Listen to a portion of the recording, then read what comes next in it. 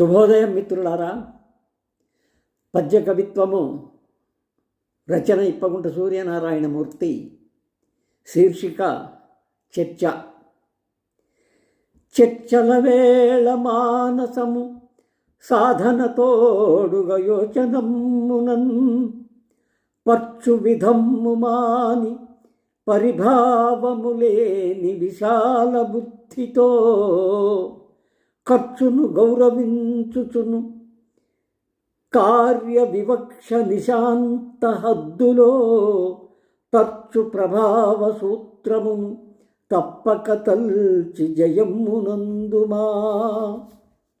మిత్రులారా, ఈ పద్యభావం చర్చ. ఏదైనా ఒక కార్యక్రమం గురించి ఆలోచించేటప్పుడు ఒకరికి ఇద్దరు కూర్చొని చర్చించుకొని ఆ చర్చల సారాంశాన్ని ఆ కార్యక్రమానికి అనువుగా మేళవించుకోవడం అనేది ఆనవాయితీ.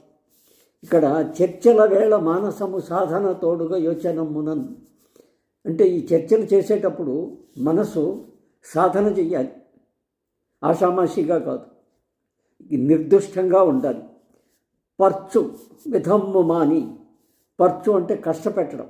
ఎవరినైనా కానీ ఈ చర్చలో మనం దింపుతుంటే వాళ్ళకి ఏ విధమైనటువంటి ఇబ్బంది కష్టము కలగకుండా పర్చు విధమ్ము మాని, ఆ పద్ధతి మానుకొని పరిభావము లేని విశాల బుద్ధితో ఎవరికి కూడా ఒక విధమైనటువంటి అగౌరవం కలగకుండా, కష్టపెట్టకుండా, అవమానం జరపకుండా మనం కార్యక్రమాన్ని జరుపుకోవాలంటే ఖర్చును గౌరవించి ఆ కార్యక్రమానికి అయ్యేటువంటి ఖర్చులు ఉంటాయి.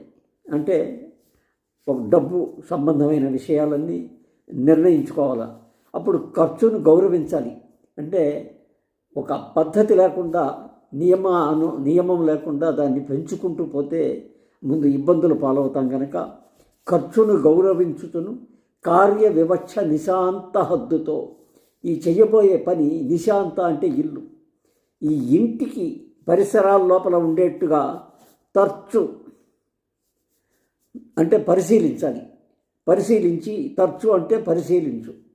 తర్చు ప్రభావ సూత్రమును, ఆ పరిశీలించినటువంటి ప్రభావాన్ని, ఆ సూత్రాన్ని మనం దాన్ని పూర్తిగా కార్యక్రమంలో గనుక దించితే తప్పక తలిచి జయమ్మునందుమా, తప్పకుండా నీకు జయం కలుగుతుంది అని చెప్పడమే నా ఉద్దేశం.